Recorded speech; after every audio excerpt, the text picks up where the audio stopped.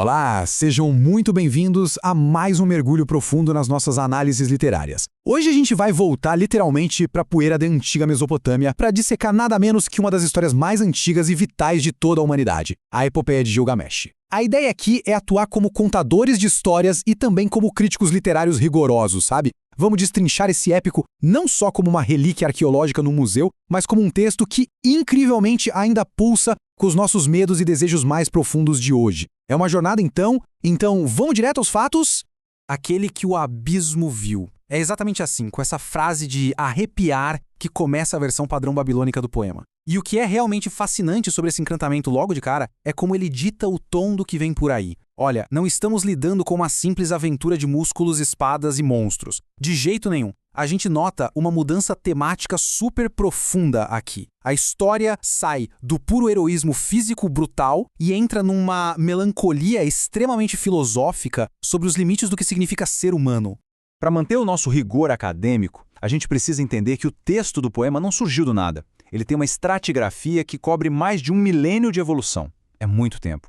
Começou lá atrás, por volta de 2100 a.C., como poemas sumerianos orais isolados sobre um rei.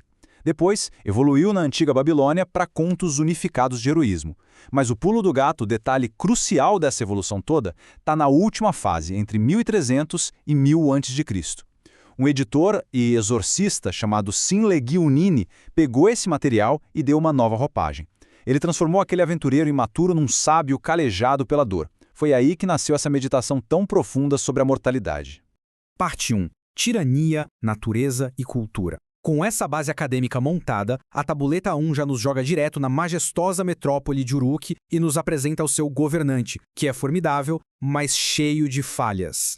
O grande X da questão do Gilgamesh, o cerne do problema dele, é a sua natureza, digamos, ontologicamente assimétrica. Pensa comigo, o cara é 2/3 divindade e só 1/3 humano. Essa energia colossal, que não acaba mais, simplesmente não tem uma válvula de escape natural ali na cidade. E o resultado? Ele vira um tirano insuportável para o próprio povo. Ele exige o direito à primeira noite com as noivas, exaure os jovens com trabalhos brutais forçados na construção das muralhas. É o poder absoluto sem nenhum limite ético, esmagando a própria civilização que ele, na teoria, deveria proteger.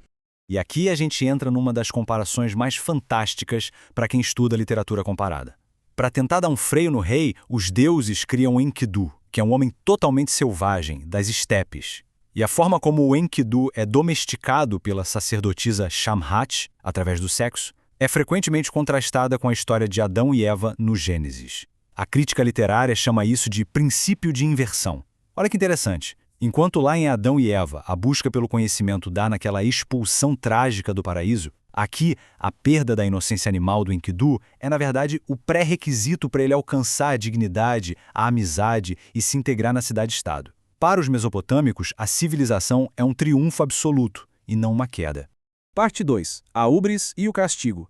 Bom, uma vez civilizado, o Enkidu não só entra na cidade como vira o irmão de alma do Gilgamesh.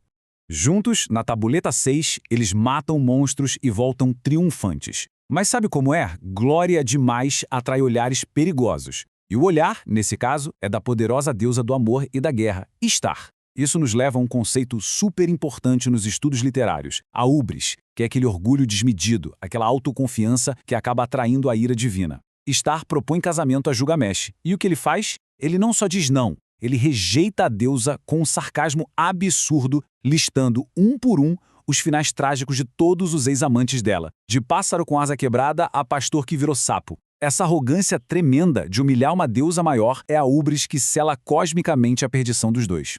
E a conta dessa ubris chega, viu? E chega pesada na tabuleta 7, mostrada através de um delírio febril e aterrorizante que o Enkidu tem.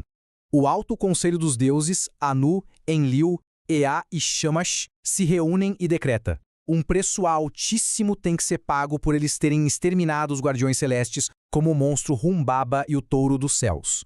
Gilgamesh acaba sendo poupado porque, ele tem linhagem divina majoritária. Mas o Enkidu é sentenciado a uma morte lenta e humilhante por definhamento físico. A amargura toma conta dele e ele chega a amaldiçoar quem o tirou daquela felicidade selvagem nas estepes. Parte 3. Luto e o colapso narcísico. A morte de Enkidu puxa a narrativa de vez para as profundezas sombrias da Tabuleta 8. E essa parte da história é inteiramente dominada por uma dor simplesmente insuportável, paralisante.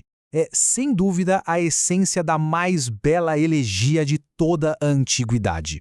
O impacto é avassalador. O rei mobiliza o cosmos inteiro, as feras selvagens, os rios Eufrates e Tigre, os anciãos de Uruk, todos têm que chorar por Enkidu. A profundidade desse luto é tão esmagadora que o Gilgamesh se recusa a enterrar o amigo por 6 dias e 7 noites. Ele fica lá agarrado a essa ilusão desesperada de que suas lágrimas vão ressuscitar o Enkidu e ele só cede, só desiste no momento em que um verme, uma larva, cai do nariz do cadáver. Do ponto de vista psicológico e literário também, a aparição dessa larva marca a quebra total da negação. É o momento exato do que chamamos de colapso da armadura narcísica do Gilgamesh. Quando ele vê o corpo daquele Irgon de alma entrar em decomposição, a ficha existencial finalmente cai. Ele percebe que o seu próprio corpo semidivino, aqueles seus 2/3 de Deus, também vão, inevitavelmente, virar poeira um dia. E aí, o terror absoluto da morte toma conta dele por completo. Parte 4. Catábase. A busca falha. E esse terror simplesmente paralisa o monarca.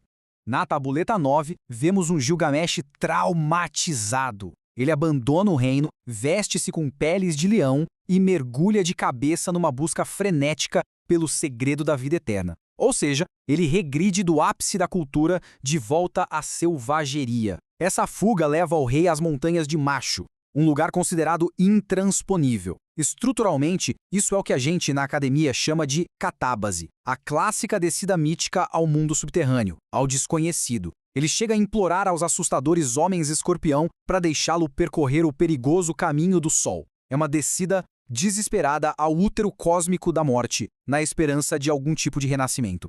E olha que incrível isso! A própria disposição visual das palavras na argila original, que os filólogos traduzem para a gente, ilustra de forma brilhante o ritmo dessa jornada. Tem linhas faltando, repetições cravadas ali. Densa era a escuridão, luz não havia. A repetição mecânica das léguas percorridas no texto faz a gente quase sentir fisicamente a marcha cega, exaustiva e desesperada do herói, correndo o mais rápido que pode contra a queimação do sol que vem logo atrás. Essa catábase é marcada por uma tensão que é quase claustrofóbica. É uma corrida sufocante no escuro que vai das horas 1 até a 11, quando finalmente o vento norte bate no rosto dele, culminando na sua saída triunfal para a luz na hora 12. Ele chega ao milagroso Jardim dos Deuses, um lugar onde as árvores não dão frutos normais, mas sim pedras preciosas, gemas de lápis lazuli e cornalina, uma beleza mineral petrificada, sabe? Incorruptível. Mas que infelizmente não serve de nada para satisfazer a sede de uma alma orgânica e finita como a dele. Chegando ao mar, ele esbarra com a taberneira Siduri. O que é absolutamente vital notar nessa parte da análise é que a Siduri oferece para ele a verdadeira, a mais pura filosofia mesopotâmica. Ela diz basicamente: abrace a alegria finita, coma, beba, ame sua família, porque essa é a porção que cabe aos humanos.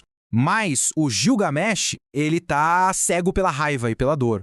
Num acesso de fúria, ele simplesmente destrói as coisas de pedra perto do barqueiro Urshanabi. Ele sabota ativamente o único meio mágico que ele tinha de cruzar as águas da morte. É a impaciência destruindo a sabedoria.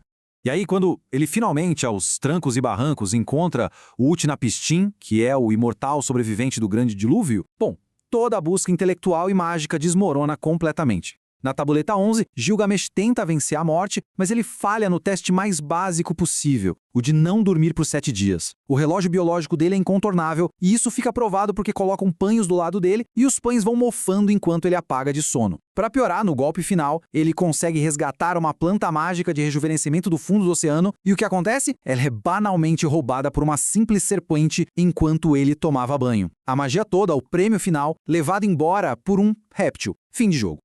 Agora, para o pessoal que estuda literatura a fundo, as conexões que a gente pode fazer aqui são de explodir a cabeça. Essa epopeia não existe num vácuo histórico. Ela é um espelho fundador. A dor lancinante de Gilgamesh e o fato dele abandonar suas funções civis espelham perfeitamente a fúria de Aquiles perdendo Patroclo, lá na Ilíada de Homero. E essa navegação exaustiva dele pelo desconhecido mapeia exatamente o terreno para o que Ulisses vai enfrentar na Odisseia. Estamos falando da matriz da narrativa heróica ocidental, que ficou escondida até o século XIX sob as areias de Nínive. Sensacional, né?